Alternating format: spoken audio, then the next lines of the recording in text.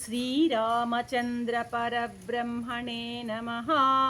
శ్రీగురుభ్యో నమః. శ్రీమాత్రే నమః.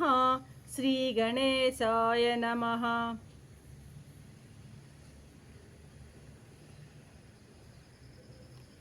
ప్రియాత్మ బంధువులారా, యోగ వాసిష్టం ముముక్ష వ్యవహార ప్రకరణము 48వ భాగం. వశిష్ఠ మహర్షి ఈ ఎపిసోడ్లో కూడా పురుష ప్రయత్నం యొక్క విశిష్టతను, గొప్పదనాన్ని గురించి మరింత గట్టిగా శ్రీరాముల వారికి ఉపదేశిస్తున్నారన్నమాట. అంటున్నారు మహర్షి ఏమని, రామా, నీలాగా ఆరోగ్యవంతమైనటువంటి శరీరం లభించినప్పుడు, అంటే ఏ జీవుడైనా సరే అన్ని అనుకూలాలు ఉన్నప్పుడే, ఆరోగ్యమైనటువంటి శరీరము యవ్వనంలోనూ బలిష్టంగా ఉన్నప్పుడే తిరిగి మళ్ళీ పుట్టకుండా ఈ జనన మరణ రూప చక్ర సంసార భ్రమణంలోనికి పడకుండా ఉండేటట్లు దృఢంగా నిశ్చయించుకోవాలి. నీలాగా ఆరోగ్యంగా ఉన్నప్పుడే, ప్రస్తుతం నీవు ఉన్నటువంటి ఇటువంటి వ్యవస్థ కలిగి ఉన్నప్పుడే నువ్వు ఆ నిర్ణయాన్ని గట్టిగా చేసుకోవాలి. పురుష ప్రయత్నంతో ప్రారబ్ధాన్ని, దైవాన్ని నివారించడం. ఇక్కడ దైవము అంటే ప్రారబ్ధము అనేది పూర్వజన్మలలో చేసినటువంటి పుణ్య అశుభ ఫలాలన్నింటినీ కలిపి దైవము అంటున్నారు ఇక్కడ వశిష్ఠ మహర్షి. అర్థమవుతుందా? కాబట్టి పురుష ప్రయత్నంతో ఈ ప్రారబ్ధాన్ని నివారించడానికి ఎవరైతే ఉద్యుక్తుడవుతారో, ఎవరైతే తలపెడతాడో అటువంటి వాడు ఈ లోకంలోనూ పైలోకంలోనూ కూడా వాడు ఏ ఫలాలను కోరితే ఆ ఫలాలని పొందగలడు. పురుష ప్రయత్నంతో వాడు గట్టిగా దృఢ నిశ్చయుడై ఆ ప్రయత్నం చేసిన వాడికి ఇహలోకంలోనూ పరలోకంలోనూ కూడా వాడికి వాడు కోరిన ఫలాలు దొరుకుతాయి రామా. అలా కాకుండా ప్రయత్నమే చేయకుండా అంతా దేవుడు ఇలా చేస్తున్నాడు, దేవుడు ఎలా నడిపిస్తే నడుస్తానంటూ ఆ నిరాసక్తమైనటువంటి భావనతో ఆ దైవంపై ఆధారపడి ఆ బతికేవాడు ఎన్నటికీ బాగుపడే అవకాశమే లేదు రామా అంటున్నారు వశిష్ఠ మహర్షి. ఇలా చెప్తూ, రామా, ఈ పురుష ప్రయత్నం ఉంది చూసావు, ఇది 3 స్టేజ్లో బయటపడుతుంది. అంటే 3 రూపాలలో ఉంటుంది ఇది. ఎలాగా?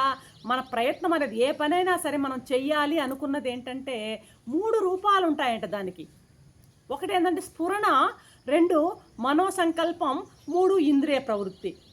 అంటే ఇప్పుడు మనం ఒక పని చేయాలనుకో, ముందు మన అంతఃకరణలో ఒక స్ఫురణ కలుగుతుంది, ఒక ఇంట్యూషన్ కలుగుతుంది, ఒక తొణుకు కలుగుతుంది, ఒక చలనం కలుగుతుంది. ఇంకా చెప్పాలంటే ముందు ఆ అంతఃకరణలో కలిగినటువంటి ఆ స్ఫురణ అనుగుణంగా మనస్సు ఏం చేస్తుంది? ఆలోచిస్తుంది.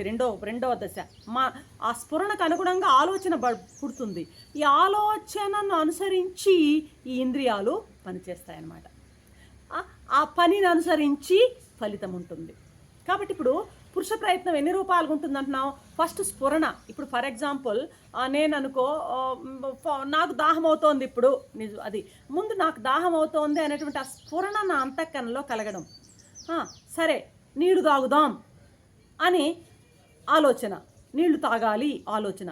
ఆ తాగాలంటే అలా చూశాను, అక్కడ బాటిల్ కనపడింది, దగ్గరకు అందుబాటులో లేదు, లేచి వెళ్ళి ఆ బాటిల్ని పట్టుకోవడం అనమాట.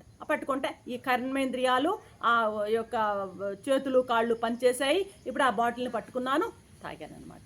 ఫలితం దాహం తీరింది. ఇప్పుడు చూసారా, ముందు స్ఫురణ కాస్త ఆలోచన కాస్త ఏమవుతుంది?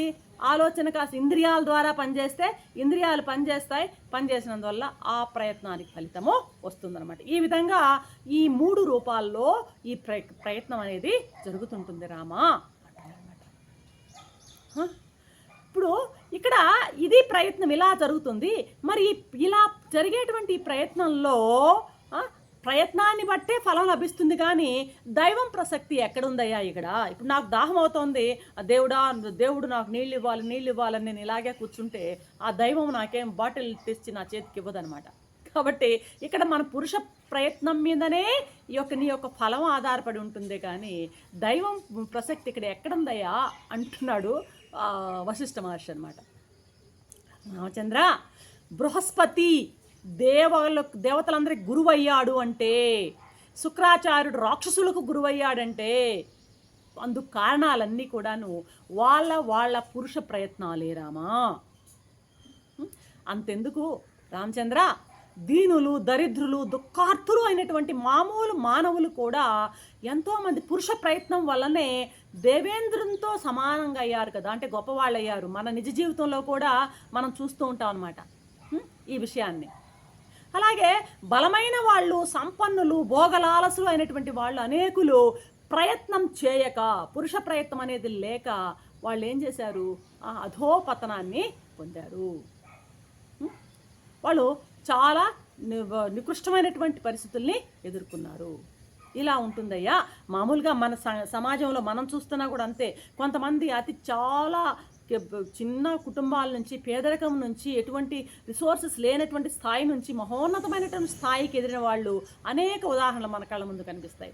అలాగే మహోన్నతంగా ఆ పెద్దలు పెట్టినటువంటి ఆస్తిపాస్తులు అన్నీ పెట్టుకున్న వాళ్ళు ఎటువంటి ప్రయత్నమూ లేకుండా వాటన్నిటిని క్షీణింపజేసుకుని అలాగే ఎందుకు పనికి రాకుండా చరిత్రలో హీనులుగా మిగిలిపోయినటువంటి సందర్భాలు కూడా మనం చూస్తుంటాం అన్నమాట.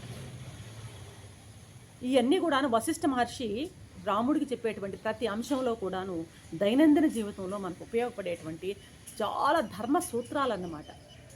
అందుకనే ఇది ఒక పెద్ద భాండాగారం ఈ యోగ వాసిష్టం అనేది. సరే, అలా ఉంటే ఇప్పుడు ఇంకొక విషయం చెప్తున్నారు వశిష్ఠ మహర్షి ఇందులో. ఏంటంటే పురుష ప్రయత్నం ఫలం కావాలి, అది ఫలించాలంటే, సక్సెస్ కావాలంటే కొన్ని అంశాలు అవసరమయ్యా అంటాడు. ఏంటి అంశాలంటే, ఒకటి శాస్త్ర పరిశీలన అవసరము, రెండవది గురూపదేశము, మూడవది స్వప్రయత్నం. ఇప్పుడు నీవు చేసేటువంటి పురుష ప్రయత్నం సఫలం కావాలంటే ఈ 3 అంశాలు ఉండాలి. ఇప్పుడు మనం దేనికి ప్రయత్నం, ఏదో ఫ్యాక్టరీ కట్టడానికి, ఇంకొక ఆస్తి సంపాదించడానికి కాదు మన ప్రయత్నం ఇక్కడ, మోక్షానికి. కాబట్టి మోక్షానికి మనం ప్రయత్నం చేసేటువంటి ఆ దారిలో ఉన్నాం. కాబట్టి దీనికి ఈ మోక్షం అనేటువంటి ఆ ఫలం మనకి కావాలంటే మనం ఈ 3 అంశాలని క్యాటర్ చేయాలన్నమాట. ఏంటి అంశాలు? ఒకటి శాస్త్ర పరిశీలన, గురూపదేశం, తర్వాత స్వప్రయత్నం అన్నమాట. ఈ 3 అంశాలు కనుక బాగా కూడినట్లయితే ఆ ప్రయత్నం ఖచ్చితంగా ఫలితమవుతుంది, అంతేగాని ఫలిస్తుంది. అంతేగాని ఇక్కడ దైవం మీద నెట్టడం అన్నది కరెక్ట్ కాదు. దైవం మీద నెపం వేసి అప్రయత్నంగా ప్రయత్నం చేయకుండా కూర్చోవడం తప్పు అని చెప్పడమే వశిష్ఠ మహర్షి యొక్క ఉద్దేశం అన్నమాట. ఇప్పుడు శాస్త్ర పరిశీలన అన్నాడు కదా, శాస్త్ర పరిశీలన ముందు ఒక ప్రయత్నం చేయాలంటే దానికి సంబంధించినటువంటి ఆ శాస్త్ర పరిశీలన చక్కగా చేయాలి. ఎందుకు చేయాలి? శాస్త్ర పరిశీలన వల్ల ఏం జరుగుతుంది అంటే, మన చెడు మార్గం వైపు మనకు వెళ్ళే మనసుని ప్రయత్నంతో మంచి మార్గంలో నడపాలి అన్నదే ప్రతి శాస్త్రము చెప్పేటువంటి సారాంశం. ఏ శాస్త్రమైనా సరే అపమార్గంలో వెళ్ళే, చెడు మార్గంలో వెళ్ళేటువంటి మనసును గట్టిగా ప్రయత్నం చేసి తిరిగి మంచి మార్గంలో పెట్టమనే చెప్తుంటుంది సత్శాస్త్రం అన్నమాట.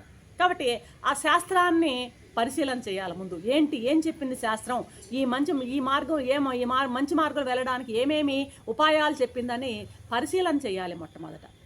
రెండవది, ఆ పరిశీలన చేసిన తర్వాత గురూపదేశం అన్నమాట. గురూపదేశం అంటే ఆ తెలుసుకున్నటువంటి జ్ఞానాన్ని గురువు సమక్షంలో దాన్ని నిర్ధారణ చేసుకోవాలి. ఎందుకని, ఇప్పుడు పెద్దలు గురువులు ఏం చేస్తారు, శ్రేయస్సును కలిగించేటివి, సత్యమైనవి, నిత్యమైనటువంటి కర్మలే చెయ్యాలి నువ్వు అంటే మంచినే బోధిస్తారన్నమాట పెద్దలు. సరే, నేను తెలుసుకున్నటువంటి శాస్త్రజ్ఞానం పెద్దల యొక్క సమక్షంలో వాళ్ళ యొక్క ఆ విశ్లేషణతో నిర్ధారణ చేసుకోవాలి. ఇది పెద్దల్లో చేసేటువంటి ఇక్కడ పాత్ర అన్నమాట. ఇక్కడ శ్రేయస్సును కలిగించేది, సత్యమైనది, నిత్యమైనదైన కర్మలనే చేయాలి అని చెప్తారు పెద్దలు. కాబట్టి ఆ రెండవది పెద్దల యొక్క ఉపదేశాన్ని తీసుకోవాలి. ఇక్కడ మూడవది ఏంటంటే, ఇవన్నీ తెలుసుకున్నాము, ఇక స్వప్రయత్నం, తన ప్రయత్నం తాను సాగించాలన్నమాట. శాస్త్ర సారాన్ని గ్రహించి పెద్దల ఉపదేశాలను శిరసావహించి స్వప్రయత్నంతో కార్యాన్ని నెరవేరిస్తే అది తప్పకుండా ఫలిస్తుంది. ముందు దాని యొక్క థియరీ కనుక్కోవాలి. ఆ థియరీ తర్వాత దాని యొక్క ప్రాక్టీస్ ఎలా అన్నది పెద్దవాళ్ళ యొక్క అనుభవాల గురించి గ్రహించాలి. ఆ తర్వాత స్వప్రయత్నం చేయాలి. అప్పుడు ఫలితం ఖచ్చితంగా వస్తుంది. కాబట్టి రామా, నేను చెప్తున్నాను చూడు, ఈ దైవం అని అంటుంటారే ఈ యొక్క మూర్ఖులు, ఈ దైవం అనేది కష్టం వచ్చినప్పుడు ఆ మూర్ఖులని ఓదార్చడానికి ఉపయోగించే మాట మాత్రం. వాడు అల్లాడుతూ ఉంటాడు, అరే దేవుడు ఏదో లేరా దేవుడిది ఈసారి నీకు మంచి జరుగుతుంది లేరా అని చెప్పడానికి మాత్రమే ఈ దైవం అనేది పనికొస్తుంది తప్ప మిగతా అంతా కూడాను పురుష ప్రయత్నం మీదనే ఆధారపడి ఉంటుంది రామా. భోంచేసేవాడికి తృప్తి ఉంటుంది కానీ తినని వాడికి ఏం తృప్తి ఉండదు అబ్బాయి. వాడికే గమ్యం, నడిచేవాడే గమ్యాన్ని చేరుతాడు కానీ నడవని వాడు, కదలని వాడు, ఇక్కడే ఉన్నవాడు వాడు అనుకున్న గమ్యాన్ని వాడు చేరలేడు. అలాగే మాట్లాడేవాడే విషయాన్ని చెప్పగలడు కానీ మాట్లాడని వాడు చెప్పలేడు రామా. అందువలన పురుష ప్రయత్నం వల్లనే ఫలితం కలుగుతుందని తెలుసుకో. ఇది కేవలం పురుష ప్రయత్నమే మానవుని నడిపిస్తుంది అన్నటువంటి ఒక విషయాన్ని నువ్వు తెలుసుకో. బుద్ధిమంతుడైనటువంటి వాడు ఎవరైనా సరే పురుష ప్రయత్నంతో వారికి వచ్చేటువంటి కష్టాలని దాటగలుగుతున్నాడు. కానీ దైవాన్ని నమ్మి ఊరక కూర్చున్నట్లయితే వాడు ఆ కష్టాలను అనుభవించవలసిందే కానీ వాడు ఆ కష్టాలని నుంచి కడతేరలేడు రామా. కాబట్టి పురుష ప్రయత్నం యొక్క ఆవశ్యకత ఎంతైనా ఉంది ప్రతి కార్యం సఫలం చేసుకోవడంలో. ఎవరు దేనికోసమైతే ప్రయత్నిస్తాడో వాడు ఆ ఫలాన్నే పొందుతాడు రామా. ఊరుకుని కూర్చున్న వాడికి ఏ ఫలము రాదు. కాబట్టి రామచంద్ర, శుభ ప్రయత్నం చేశావంటే నీకు శుభ ఫలం సిద్ధిస్తుంది, అశుభ ప్రయత్నం చేశావంటే అశుభ ఫలమే కలుగుతుంది. కాబట్టి బాబు, నేను చెప్పాల్సిందంతా నీకు చెప్పాను, నీకు నీ ఇష్టం. ఇదే గురువులు చెప్పేది. ఇక్కడ చెప్పాల్సిందా చెప్పి ఆ యొక్క బాల్ ఈజ్ ఇన్ కోర్ట్ అని చెప్పేసి వదిలేస్తారు అన్నమాట. నీ ఇష్టం, నువ్వు నిర్ణయించుకో. అంతేగాని ఫోర్స్ చేయరు. నేను చెప్పిందే నువ్వు పాటించాలని కానీ దాన్ని విని దాన్ని ప్రవర్తించాలని కానీ గురువు ఎప్పుడు మన యొక్క శాస్త్రంలో ఏ గురువు కూడా శిష్యుడిని ప్రోద్బలం చేయడనమాట. కాబట్టి నేను చెప్పాల్సింది చెప్పాను, తర్వాత నీ ఇష్టం చేసినట్టు చేయవయ్యా. అయినా చివరి కూడా నా మాట ఏంటంటే జగత్తులో ప్రతి దానికి కూడాను పురుష ప్రయత్నమే మూలము. కాబట్టి నువ్వు సందేహాన్ని వదిలిపెట్టి తీవ్రమైనటువంటి ప్రయత్న పరుడివి కా రామచంద్ర అంటూ ఈ ఎపిసోడ్ని ముగిస్తున్నారు వశిష్ఠ మహర్షి. రేపటి ఎపిసోడ్లో మరొక అంశంతో మేము ముందుంటాను. అంతవరకు సెలవు. సర్వం